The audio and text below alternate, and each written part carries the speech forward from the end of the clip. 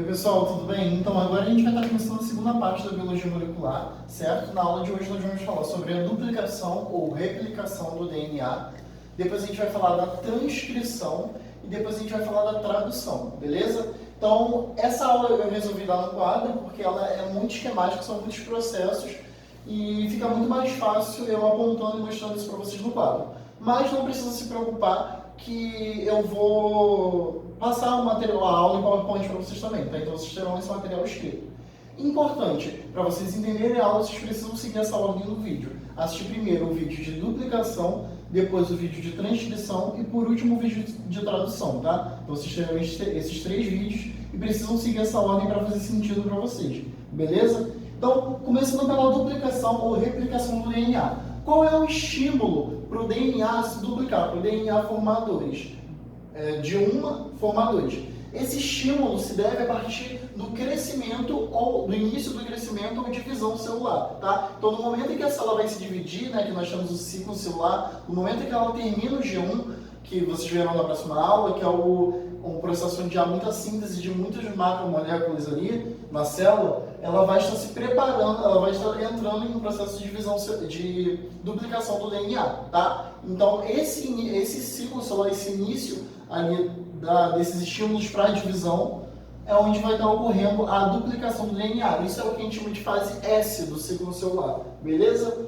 E para acontecer essa duplicação, existem muitas enzimas, é um processo complexo que envolve diversos tipos de enzimas ali e diversos tipos de estruturas para participar desse processo, beleza? Então, há esse conjunto de enzimas que vão estar participando do processo, nós chamamos de complexo replicativo. Então, o que seria o complexo replicativo? O complexo replicativo é o conjunto de enzimas que vão estar participando do processo de replicação do DNA, tá bom?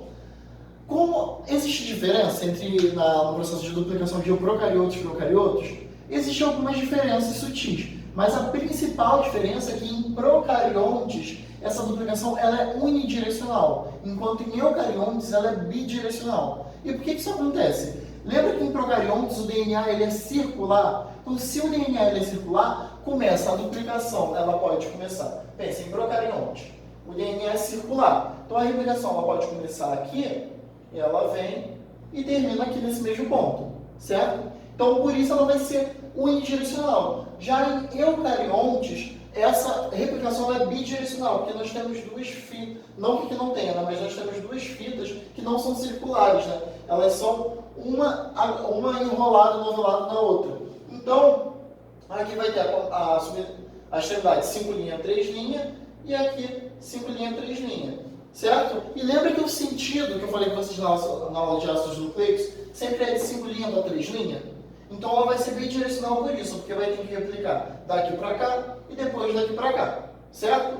Então essa é a principal diferença da duplicação de procariontes para eucariontes. Procariontes ela é unidirecional, então o material genético ser circular, e eucariontes ela é bidirecional, vai de sentido 5 linhas para 3 linhas e 5 linhas para 3 linhas.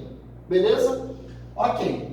Essa duplicação, gente, a gente diz que ela é semi-conservativa. Como assim é semi-conservativa? Isso cai muito no vestibular.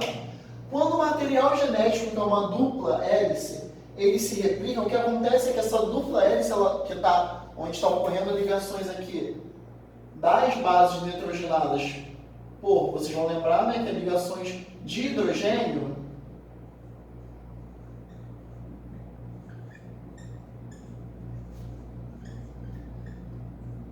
então, nesse momento em que há ligações de hidrogênio, o que acontece? Essas ligações elas são rompidas e essa fita se separa dessa fita. Então, vem uma fita para cá e uma fita para cá. Essa fita nós chamamos de fita parental, tá? Que é a primeira fita.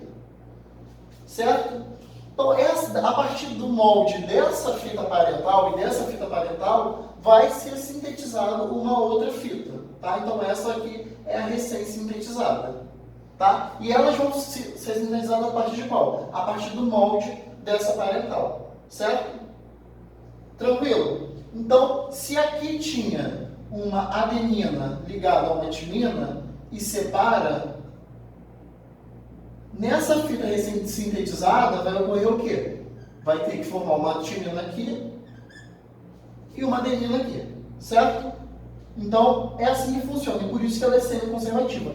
Todas as vezes que separar, sempre vai conservar uma das duas fitas. Porque se tem duas ali e separa, vai sempre ter uma ali continuando. Então, você sempre vai sintetizar só uma, porque a outra já vai estar ali, já vai vir de uma ancestral, tá? De uma outra parental. Beleza? Então, essa só é uma fita recém-sintetizada e ela é sintetizada a partir do molde da fita parental. Ok? Isso é muito importante. Isso é o que vocês precisam saber para entender como que entra no processo de replicação. E aí, quando a gente entra nesse processo de duplicação ou replicação do DNA, isso começa com justamente essa quebra dessas ligações de hidrogênio ali, porque eu preciso abrir a fita de DNA, tá? Então, quem vai quebrar e quem vai romper, na verdade, nesse processo de início, a gente vai depender de 3 enzimas: a helicase, a topoisomerase 2 e a girase, tá? Pode ser ou uma ou outra, mas geralmente a gente fala as duas. A helicase, ela é uma enzima que vai participar desse processo aqui de rompimento dessas pontes, né, dessas ligações de hidrogênio, abrindo a fita, tá? E essa abertura da fita, ela forma como se fosse uma bolha, tá? Essa bolha aqui é onde vai ocorrer a duplicação do DNA. A essa bolha, nessa estrutura que ocorre a replicação do DNA, a gente chama de forquilha de replicação.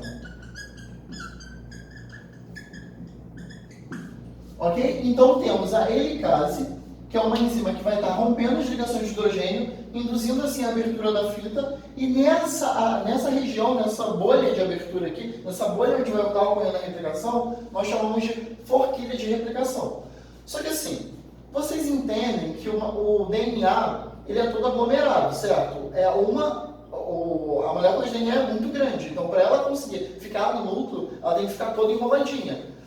Então pensa, qual é a forma de você conseguir abrir essa fita sem que ela volte a se novelar de novo, a se embolar de novo? E também sem causar danos ao DNA, né? Porque se você abre com uma força muito mecânica e desenrola com uma força mecânica muito forte, isso pode acabar causando danos ao DNA também. Então, por isso que precisa dessas enzimas, que são a topoisomerase 2 e a girase, que são essas aqui, tá bom? Topoisomerase ou girase. Tá? Na verdade, a girase é um tipo de topoisomerase, tá? Então tem a topoisomerase 2 e tem a girase. E sendo a girase também é um tipo de topoisomerase. E a topoisomerase 2, obviamente, também é um tipo de topoisomerase. Então, essas enzimas elas vão estar aqui se associando à forquilha justamente para desenrolar e manter desenrolado o DNA, para impedir que ele volte a um padrão mais enovelado e volte a impedir que assim cause danos ao próprio material genético.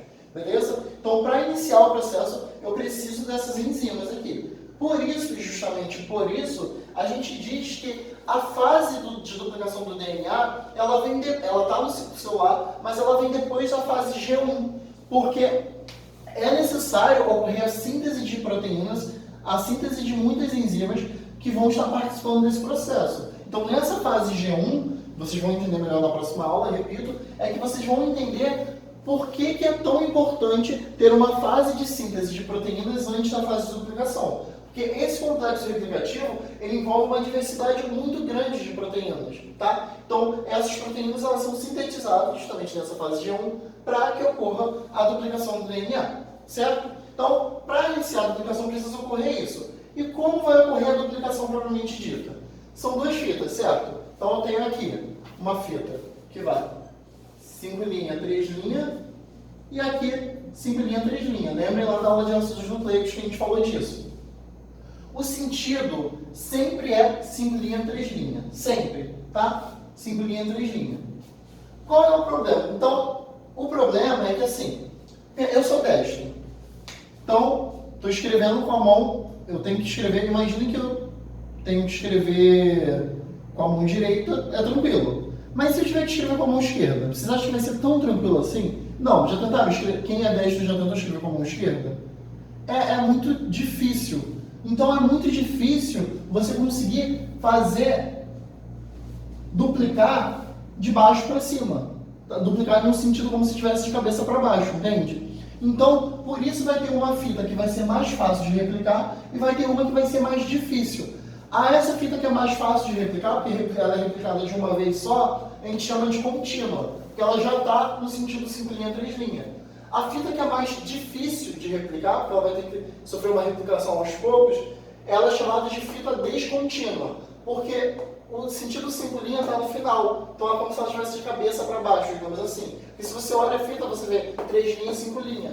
Só que o problema é que tem que replicar de 5 linhas para 3 linhas, não pode replicar de 3 linhas para 5 linhas. Entenderam? Então, essa diferença de fita contínua para descontínua, ela é muito importante e vocês vão ver que o processo de formação acaba sendo diferente também por conta disso. Na fita contínua, nós temos as seguintes proteínas participando: RNA polimerase, DNA polimerase 3, enzimas de leitura, né? E DNA polimerase 2. O que significa uma polimerase? Polimerase é aquela que vai formar polímeros, certo? Então, as DNA polimerases são aquelas enzimas que formam DNA. As RNA polimerases são aquelas enzimas que formam RNA, ok? Mas se eu quero formar DNA, por que eu tenho uma RNA polimerase aqui? Porque, na verdade, a DNA polimerase ela só consegue agir quando ela tem algum sítio para se ligar ali. Ela precisa de uma base, entende? Então, essa RNA polimerase, ela está aqui porque ela vai começar o processo de replicação. Ela só vai iniciar. Ela vai dar o pontapé porque a DNA polimerase ela precisa de alguém para se ligar. Vou até pegar uma outra caneta. A DNA polimerase ela precisa de alguém para se ligar. Então, se não tem essa primeira estrutura feita de RNA, não tem com que a DNA polimerase se ligar ali, não tem nenhuma estrutura para ela conseguir servir de base, para que sirva de base para ela. Então, por isso, justamente por isso, a RNA polimerase, ela coloca a primeira sequência ali, né, que a gente vai chamar de primer. Tá? Então, o que é o primer? O primer é o primeiro a ser colocado para formar a fita de DNA. Ok? Então, esse primer aqui, ele vai ser um primer de RNA, porque ele vai ser colocado por uma RNA polimerase. Ok? E aí, a partir disso, a DNA polimerase consegue se ligar aqui e consegue formar a fita. Quem forma a fita, então? A DNA polimerase 3. A DNA polimerase 3 é responsável por formar essa fita ali, beleza? Então, só que tem um problema nisso tudo. Qual é o problema? Tá, colocou o primer, a RNA polimerase colocou o primer para a DNA polimerase conseguir se ligar e formar a fita, certo? Beleza, formou. Mas o problema é que tem RNA aqui, tem estrutura de RNA, e o DNA não pode ter isso, né? Porque imagina um DNA com uracila, isso não existe. Então, por isso, tem outras duas enzimas, que são enzimas de leitura e a DNA polimerase 2, que elas vão participar do processo de revisão ali. Então, essas enzimas de leitura, elas vão passar aqui, relendo esse material genético para verificar se teve alguma falha, algum defeito, e essa DNA polimerase 2, ela vai consertando esses defeitos. Então, quando essa revisão ocorre pelas enzimas de leitura e pela DNA polimerase, esse primer aqui, esse trecho de RNA, ele vai ser identificado, ele vai ser retirado, certo? E aí forma-se, e ele vai ser substituído por um trecho de DNA, por meio da ação da DNA polimerase 2, tá bom? Então, quem forma a fita é a DNA polimerase 3, mas as enzimas de leitura e a DNA polimerase 2 têm essa função de revisão. Elas voltam para revisar justamente para ver se teve algum defeito. E teve, né? Tem uma coisa errada, né? Que tem uma sequência de RNA ali. Então, essa sequência, esse primer, ele é retirado e é substituído por o DNA. A partir daí, já se formou a fita contínua. Então, a primeira fita já foi duplicada. Beleza? Então, terminamos a fita contínua. Beleza. E na fita descontínua? Na fita descontínua, a gente tem aquele problema, né? Tem que duplicar o 5 linha para 3 linha, mais o 3 linha que está aqui no começo. Qual o problema disso tudo? Como que a gente vai duplicar? Essa fita da descontínua, por quê? Não vai ser possível duplicá-la assim, direto. Porque não tem como a DNA, imagine você correr de cabeça para baixo. Como que você vai correr de cabeça para baixo? Entende? Tem gente que consegue correr por uma bananeira. Eu, se eu fizer isso, eu vou cair aqui com certeza. Mas imagine o quanto deve ser difícil você conseguir correr de cabeça para baixo.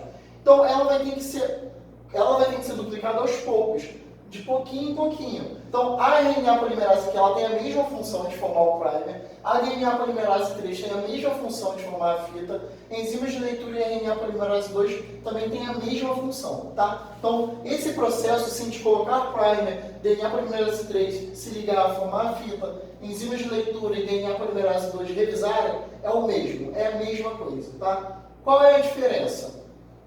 A diferença é que não vai ser contínua. Então, eu vou precisar de outras estruturas ali. Como assim? Ainda não estou entendendo, José, me explica. Se está 3 linhas aqui no começo e 5 linhas no final, e precisa formar de 5 linhas para 3 linhas, eu faço o seguinte, eu duplico na extremidade 3 linhas para 5 linhas, mas seguindo o sentido 5 linhas para 3 linhas. Deu para entender? Então, eu vou duplicar na extremidade 3 linhas para 5 linhas, seguindo o sentido 5 linhas para 3 linhas. Como assim? Eu duplico daqui para cá, daqui para cá, daqui para cá, daqui para cá, daqui para cá. Continuo seguindo 5 linhas, 3 linhas. Percebe? Estou continuando puxando de 5 linhas para 3 linhas, de 5 linhas para 3 linhas. Só que como ela está aqui no começo, eu tenho que começar por aqui. Mas eu continuo seguindo 5 linhas para 3 linhas. Deu para entender? Então, essa duplicação, ela vai ser feita no sentido 5 linhas para 3 linhas, porque é necessário, mas vai ser feita na extremidade 3 linhas. Então, e como isso é muito difícil, não tem como formar uma fita contínua. Então, não tem como essa DNA polimerase 3, vou botar na mesma cor para ficar mais fácil, não tem como essa DNA polimerase 3, ela se ligar de uma vez só e puxar a fita de uma vez só. Então, o que ela vai ter que fazer? Ela vai ter que fazer a fita aos poucos. Ok? E dessa forma, você não tem uma fita, você tem vários pedaços. Vários pedaços não significa nada. Certo? Aí, esses pedacinhos aqui que são formados, nós chamamos de fragmentos de Okazaki. Estava até escrito aqui, esqueci. Os fragmentos de Okazaki são justamente esses fragmentos de DNA colocados pela enzima DNA polimerase 3 na fita descontínua. Por quê? Porque essa fita está espacialmente contrário, né? Ela está espacialmente de 3 linhas para 5 linhas, mas ela só consegue formar de 5 linhas para 3 linhas. Por isso, ela vai formar pedacinho por pedacinho. Só que, como eu disse, pedacinho por pedacinho não é fita de DNA ainda. Então, eu preciso ligar todos esses trechos. Como eu preciso ligar todos esses trechos, eu vou ter uma outra enzima chamada de DNA ligase, que vai induzir essa ligação aqui, e no final forma-se uma outra fita. E aí sim, agora tem a duplicação, tá? Agora terminamos a fita descontínua. Beleza? E a duplicação terminou? Não, ainda falta uma coisinha que é a extremidade do DNA. Lembra que eu falei com vocês na aula de núcleo que a pontinha do DNA tem umas estruturas chamadas de telômeros?